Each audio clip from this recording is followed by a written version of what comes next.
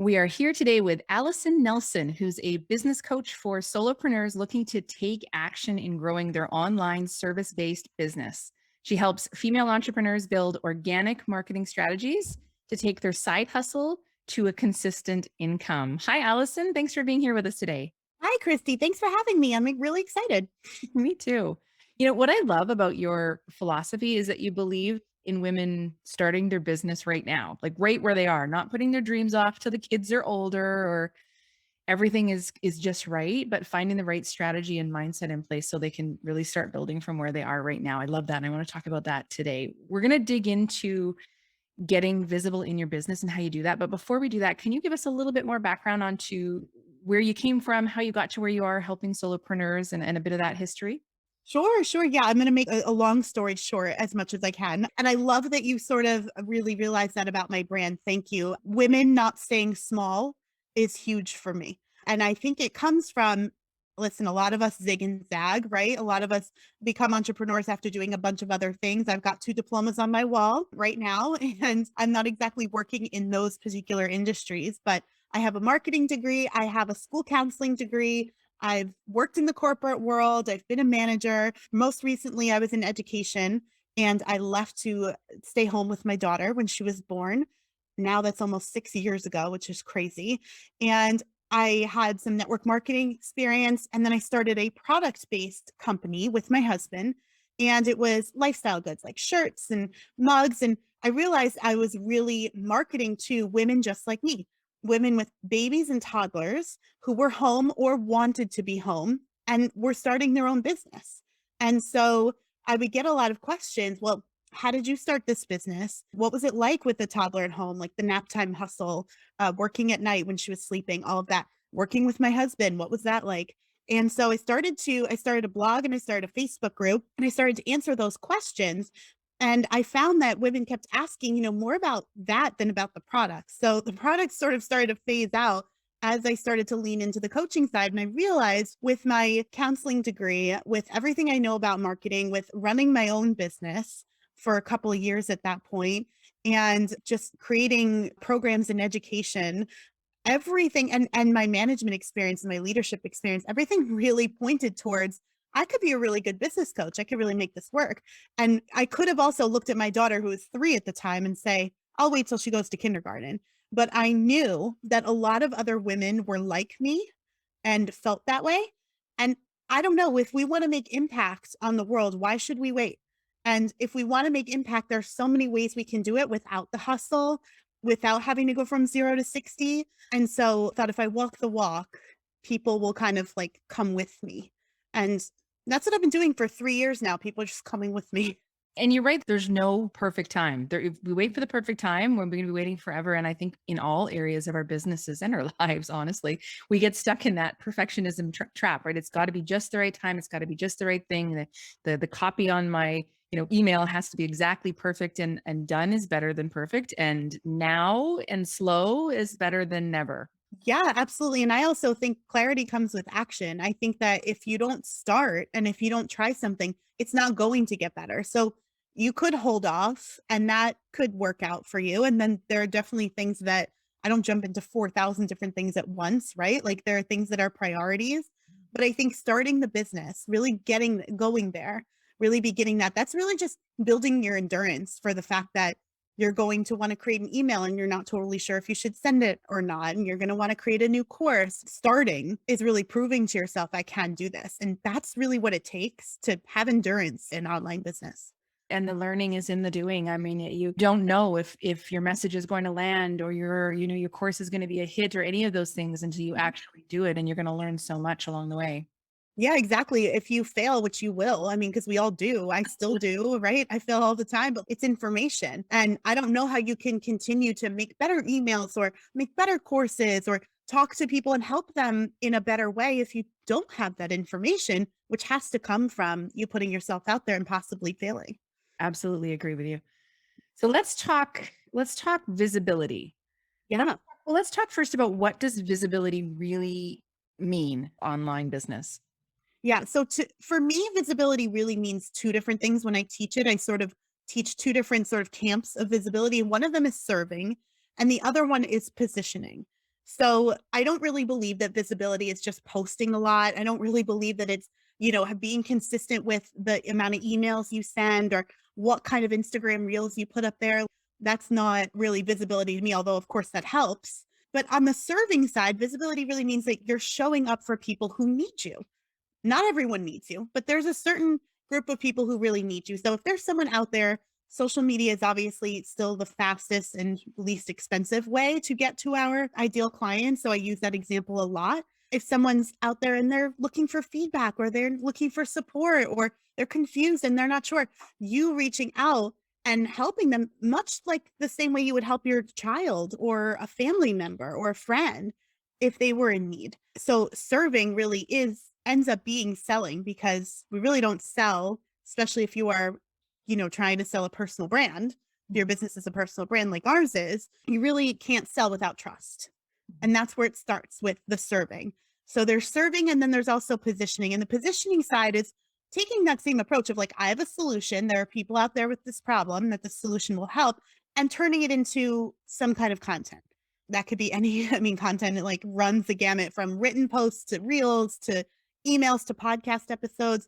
And it doesn't have to live on social, obviously, but it can. It can be in the form of a collaborative piece like we're doing right now, like you and I are doing. It could be any kind of anything that you can put in a community and help nurture people. Because as you continue to serve, you are going to have people who want to be in your world and continue to be served by you. So I think when it comes to visibility, we have to look at the other side of nurturing the people who are already sort of bought into us and saying, okay, I want more so that we can nurture them down the funnel and really solve their problem, really finish off the transformation, which would include them putting some skin in the game and buying your offer. What I love about that definition of visibility as well is, especially for, I find a lot of women have trouble selling. They have trouble marketing because they look at it as a negative. They feel like they're being in somebody's face, or they're trying to give them something they don't need, or they're going to see rejection. And I think if we reframe it as serving, right? And offering a solution that they clearly need. They can say no if they want to, but if you never get in front of them and you never let them know that that solution is available, then you're doing them a disservice, right? Well, yeah, that's exactly right. Yeah. And I think a lot of people say that to me. I have a Facebook group, and that's sort of how I started converting people into clients. And a lot of people will say, well, didn't you feel strange telling people to get into your Facebook group, knowing full well that you're going to sell to them and like that they're going to be a number in your conversion rate? Well, number one, like we don't have to look at it so black and white. We're not car salesmen here. Okay. We're women trying to impact other women. That's number one. But number two is like, I'd actually, like you said, be doing a disservice to people if I didn't tell them how to move them forward in the transformation. And to be quite honest, for anyone listening, whatever you have that's free, whatever service you can provide on a free level is not going to be enough for a result or a transformation. It's just not. Mhm. You just are really not going to finish off that transformation. They have to put skin in the game in order to get the transformation because this is a 50-50 deal. You're in it together. And you also have to be able to sell to them so that you understand that you are worthy of this and you do get paid to do these things and you will deepen your understanding and knowledge of your niche and your expertise. There are plenty of other people out there who don't have a problem. And honestly, we're attracted to them because they seem to be experts in their field. And the reason is because they know how to get visible through serving and positioning their content. So why don't people show up in their business? Yeah. I mean, it's gotta be one of the scariest things you can think of to do, right? I mean, like, it really does. Like, talk to these strangers here. Talk to them, It's gotta be one of the scariest things that, I think a lot of people think, am I gonna look stupid? Am I gonna say the wrong thing? Am I gonna look like I'm salesy? Like you said before, am I gonna look like the car salesman, the icky person that just wants your money and doesn't want to actually help you? Am I going to confuse people? What do I even say? I think a lot of people don't necessarily even know what to say, which happens a lot in the beginning of our business. We don't know what to say. We don't know. We don't know what's going to resonate. We really don't. That's why we have to do it though. You know, the problem is that like just telling people to go to your website is really just not effective. Those things don't convert as well. And the reason for that is when you're newer in your business, the copy on your website may not be exactly what people need to hear.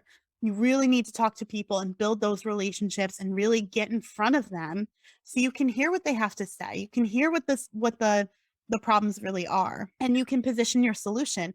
Actually, one example, when I started coaching, I thought that I was supposed to be like sort of a productivity time management coach because I worked with a lot of women who had young children and they did not know how to juggle and balance the time. And so I thought, oh, well, if I just teach them how to be productive. Problem is, once I started working with those women and really started to read between the lines, I realized they don't have a time management problem. They have a habit problem, right? They have like a mindset issue around how much time they have, around what their time is worth, around being pulled in so many different directions, feeling like they're a mom, they're a wife, they're a homeowner, they have to do the dishes and they also have to do their business. So by addressing those issues, I become more of an expert in that area. A couple things there I wanted to unpack a little bit. One is just that you need to talk to your audience in order to even use the language that they use. They're not going to respond to you until you're using you're addressing the actual problems they have in the language, which is we just don't know until we get out there and we talk to them, right?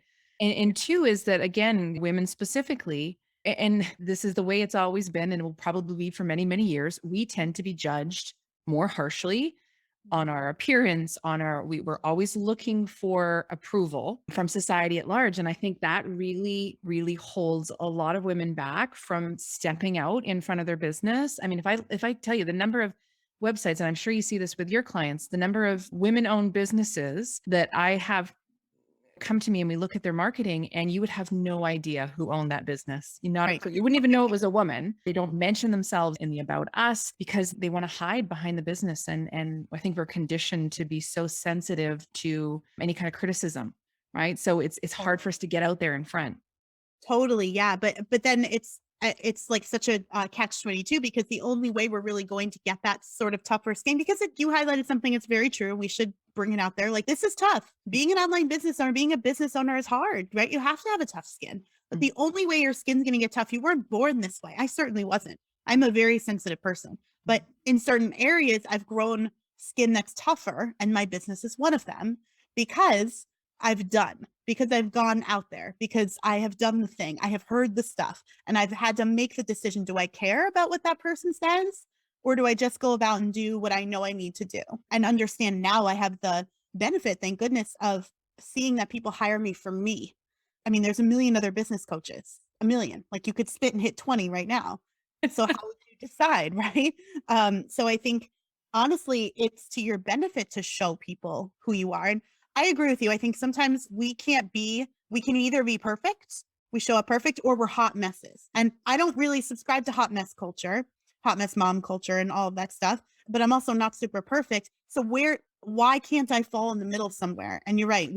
I hope it's getting better, but there has been that sort of like, you either have to show up like a hot mess or you have to show up perfect, and there's no in between.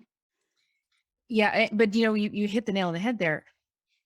Your business gets so much easier and selling and everything to do with your business gets so much easier if you have the right customers. If you have the right audience, it all goes so much more easily. And how do you attract the right people if you don't show them who you are? They need to be able to see you and hear you and hear from you so that they can either connect with you or reject you. And that's okay, because that just means they're not the right person for you. And then your business becomes so much easier because you're surrounded by the right people for your take on things. That's right. Yeah. And I think, especially in online business, I think we need to remember we don't need millions of people buying our thing. If your offers are positioned the right way, you don't need millions. You don't even need hundreds of clients to do really, really well. Like, even to build a 7, 8 figure business, you don't need hundreds of people to like you. Like, you need a small group of people that like you. And like we said before, if selling is all about the person trusting you, how are they supposed to trust you if you don't show up for them? And I seriously think a lot of selling and a lot of being in this in online business is walking the walk, is leadership. And I think that's why in the beginning of my business I did so well, especially just sort of right away, because I wasn't afraid to sort of walk the walk and go live one day and say, look, things aren't perfect. I messed this up. Or I used to do this and now I do this instead and it's working, and sort of just sharing with people as opposed to just follow me, follow me. It's more like, come with me. We're all in this together. And that helps people connect with you, right? I mean, we tend to think, oh, we need to be perfect. We need, we can't have had mistakes, but it's the mistakes that connects them to your story.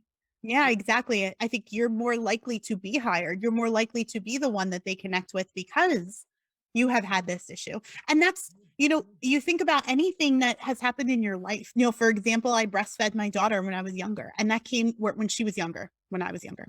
And You're both that younger. came with, yes, I was old enough. I was old enough. And that came with, that came with some issues, that came with some struggles, right?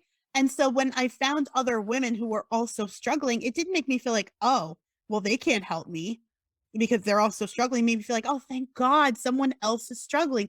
Maybe they're struggling with something that I can help them with. And maybe I'm struggling with something that they can help me with. And that would be great, and it's just that instant connection right there. We make those connections in other parts of our life, but for some reason in business, we think opposite. And I don't know why. It's the same, especially when you're working with women. Yeah. Yeah, agreed. So so getting visible. So let's talk about how we fix this. So does it take a long time to step out in front of our business to start working on our visibility? How do we do that? Yeah, I mean, it certainly could, right? Like we've all been a part of the scroll hole and all that stuff. Like it certainly could get, but it does not have to. I think that there's a lot of ways to get intentional. We talked about some of the ways to position yourself in a collaborative nature. Something like a podcast will last a very long time, right? This is something that will last a long time. Think about those kinds of things. Think about content that you can put out there that's like sort of evergreen, packs a punch. That's also really helpful.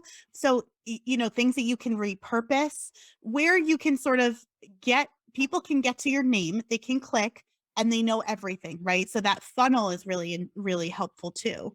Um, so in the beginning of my business, I really wanted people to join my Facebook group. So I made sure that I positioned everything to join the Facebook group, right? So that they could get in there and I wouldn't have to worry, even if, I'd be talking to someone in a Facebook group and they wouldn't necessarily convert, quote unquote, into my group. I knew I like had the understanding that they could find me, that I was very visible in the sense that they could click my name and know that they could join my Facebook group. And that was exactly where I wanted them to go, or get a freebie, go on my email list, like make it super easy for people because, we all stalk other people. Like we all have legs all over the internet. And so making it super intentional and leaving this like trail almost, um, makes it so that you really can just show up from the heart and repurpose that kind of content and help people. And I think as tactical, as you want to get, like make a timer, put a timer for 20 minutes.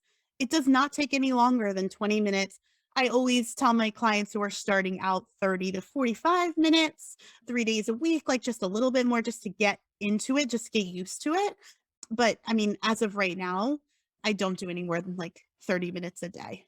It does not have to take forever, but you do have to be intentional about it in order for it to not take forever. Make it non-negotiable because this is something that we do this with business development kind of stuff, right? Because there's so much going on and there's fires to put out. And I was actually just talking to a PR expert on another podcast, and we were talking about how, and I'm doing this. The last few weeks I've been doing this. I have some stories that I need to write for Entrepreneur, and I have put it off. I've moved it every day on my schedule to the next day for 3 weeks because something has come up that has taken priority. And until you make this stuff a priority, it's just going to get put off. So you put that on your schedule and you say, this is non-negotiable. This is my visibility, my social media, whatever my time. And it becomes a habit, right? Absolutely. Yeah. And that's really the thing. Something like this is a non-negotiable in your business. It is how you grow your business, whatever it looks like for you, whatever visibility exercises you choose. So it is a non-negotiable. It does have to be done every day. Mhm. And what's nice about something like this is that this will live on, right? Like when this episode airs, I will be able to share it, but then I can also go back to it. And so, eventually you will start to you don't have to come up with something new every day is I guess what I'm trying to get to, because I know that that can feel hard. Yeah, I can feel. But as you said, there's dozens, more than dozens of different ways that you can be visible, and you can find the things. And I think you'll have more success if you find things that feel good to you. If you like talking to people, podcasts are great. If you like writing, then contributing or blogging is good. Like there's something for everybody. So find the things that feel good to you.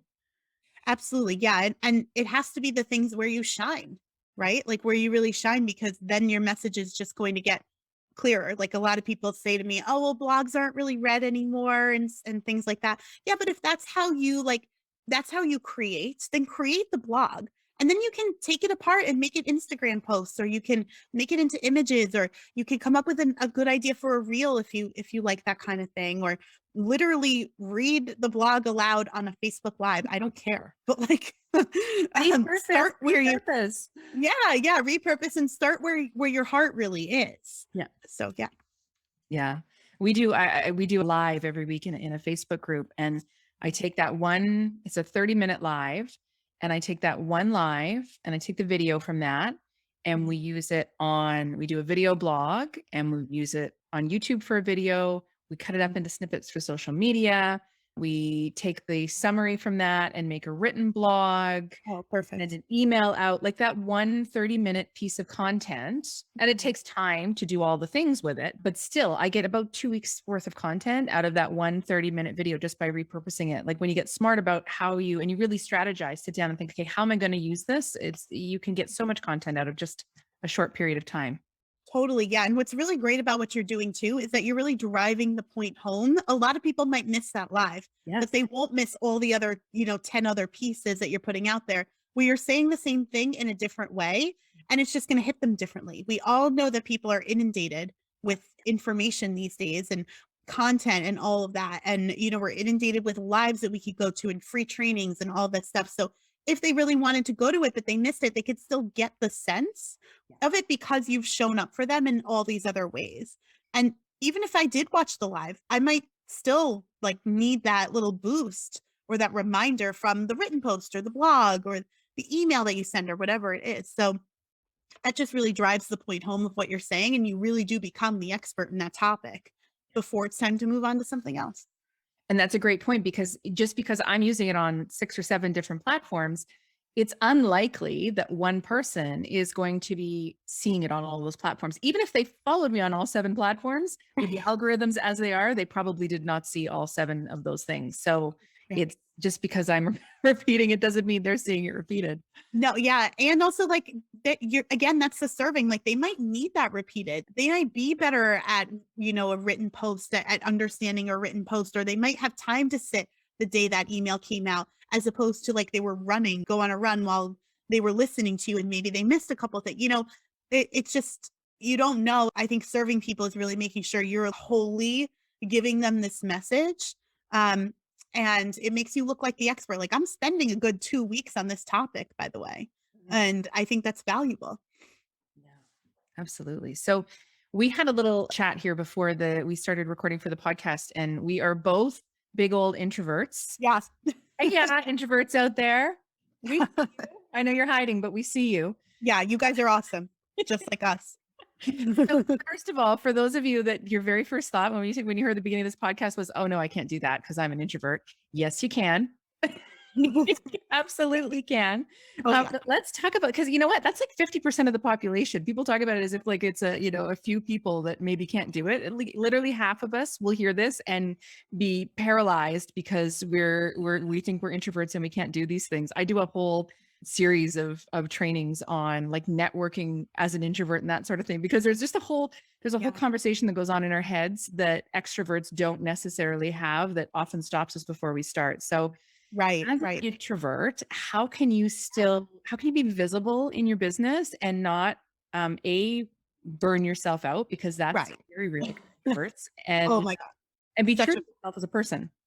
Yeah, yeah. Well, I think it's so funny you say 50. I mean, it makes sense 50%, but I would think it's more. Mm.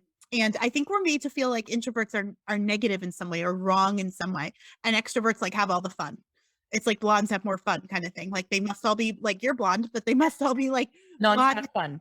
cheerleaders and all that stuff, right? We have this sort of high school mentality about the introverts being the wallflowers, and it's just not true. And I had to work through that because I thought that in order to be successful, I had to be loud so I could be seen, right? Just like an extrovert, because you will see extroverts out there, but the real only difference is that extroverts get their energy from other people and introverts don't. They get their energy from within. And I think just even saying that, how freaking powerful is that? We get our energy from within. We have such a special skill as introverts because our leadership quality is really, really there. Introverts are also really amazing at small groups or one-to-one settings. So when you're thinking about serving or getting visible by positioning, what can you do that feels intimate and good in a small group setting, in a private setting, even if it's just when you're writing that blog post and you're writing to one person? How valuable is it to write to one person instead of an extrovert being like, hey, you guys, right? Hey, all of you. I know that when I talk on my podcast and I say, well, I know that you listening have this problem and I want to talk to you about it. It feels good to me. It feels like I am talking to one person. And an introvert has an expertise in that.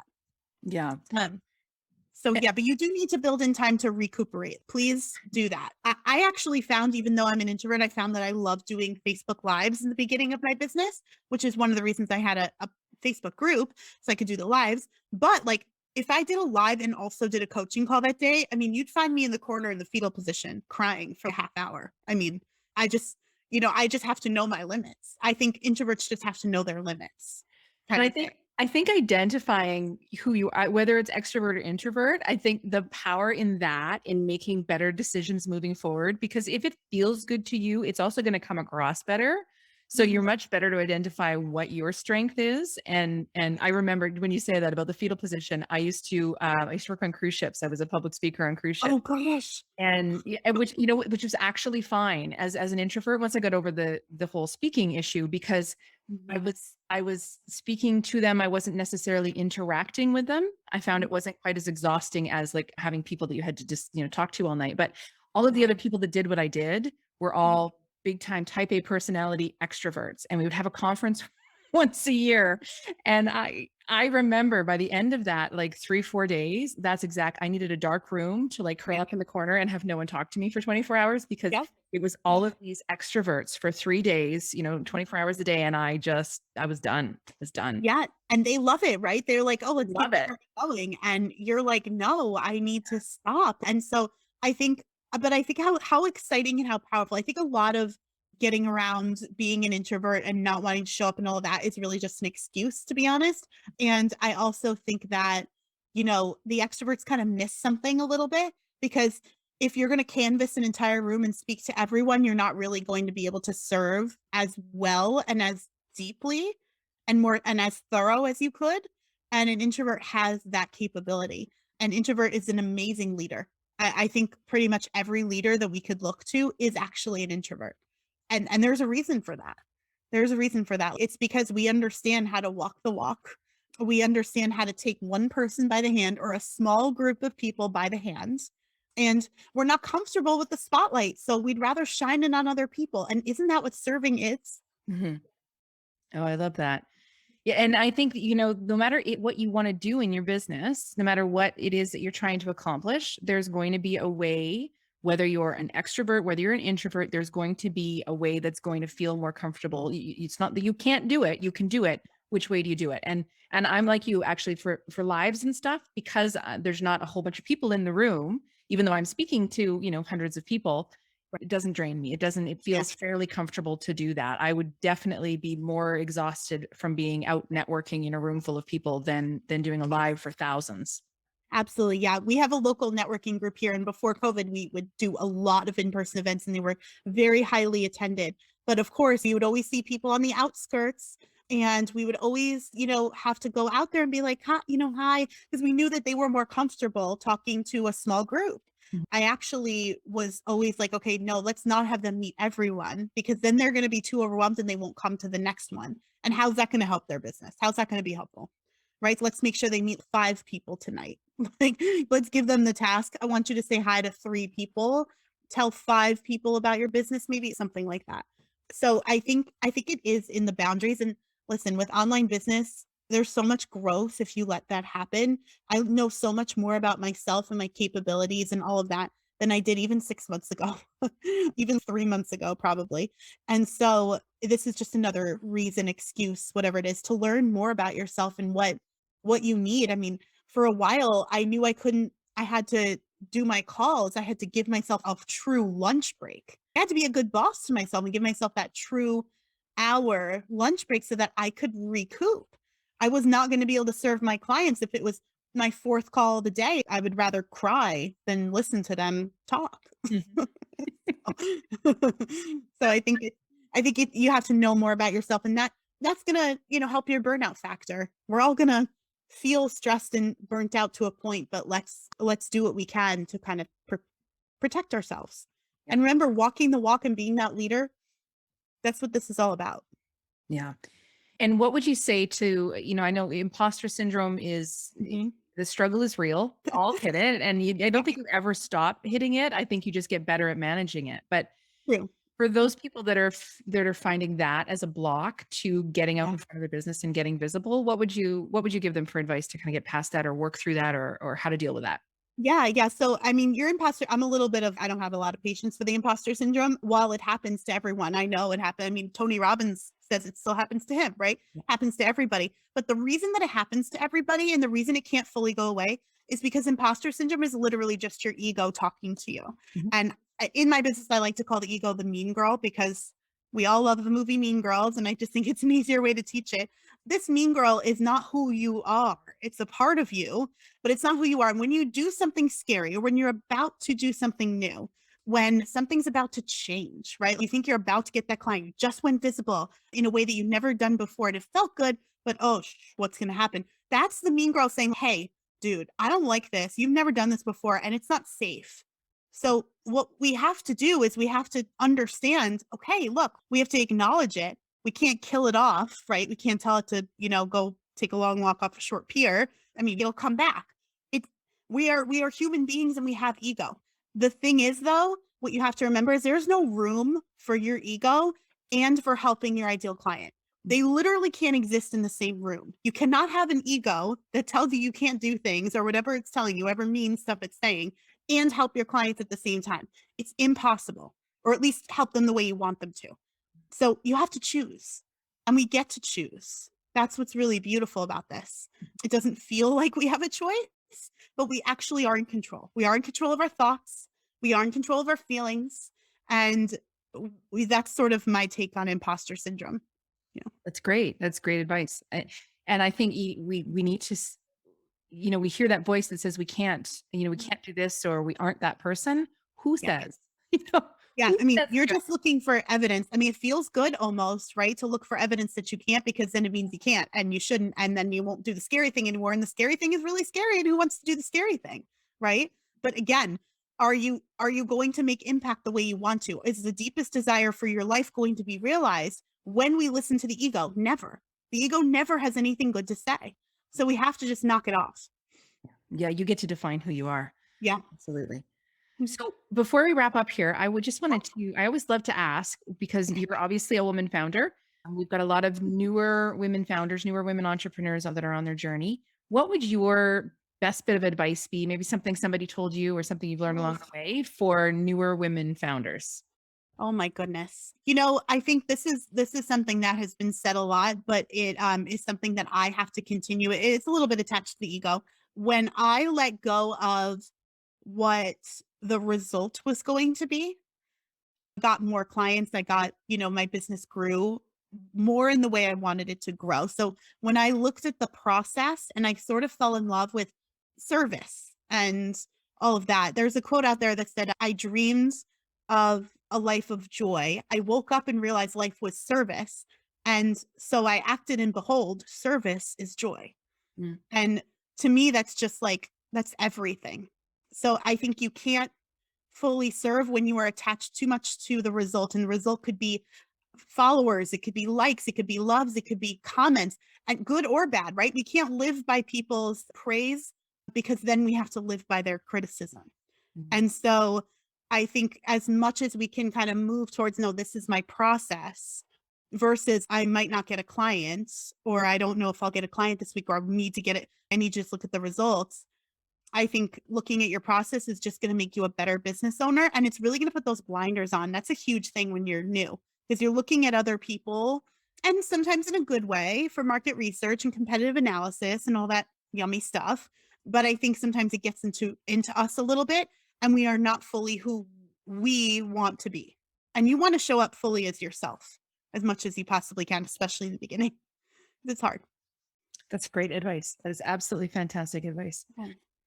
So Thank if people are trying to track you down, and we're going to put your website, a link to the website, and a link to your podcast in the show notes. But just tell us a little bit about what you've got kind of going on that people can pop over to your site and have a look at and get in touch with you for. you. Yeah, sure. So my signature program is actually an evergreen program. It's called Fast Track to Four Figures. It's a group coaching program, 6 months, and we get you consistent clients online, reach four-figure monthly income. I wanted it to be simple. So I said Fast Track to Four Figures. It literally does what the title says. We have such amazing success with that program. Right now, it's been almost 2 years running. So that is always available to check out on my website. But other than that, I am just looking to do a summer series for the podcast, Solopreneur AF, and actually coming out with an offer about visibility pretty soon. So if you're happy with this, what I have to say about it, then that might be fun. Excellent. So definitely check that out. So it's Alison-Nelson.com, and we're going to put that in the show notes. And the podcast is Solopreneur AF, which I love. If you're listening on a platform where you can't see the show notes, I know on some of them you can't, just pop over to onestepempire.com. That's our podcast website, and all the notes, all the links, all the other episodes, all of the good things are there for you. It's onestepempire.com, and we'll have all the links there for Alison as well. I just want to say thank you, Alison. Thank you so much for being here with us today. This was incredible information. Really appreciate Thank it. you. Yeah, it was a great conversation. Thank you so much for having me. I had a lot of fun.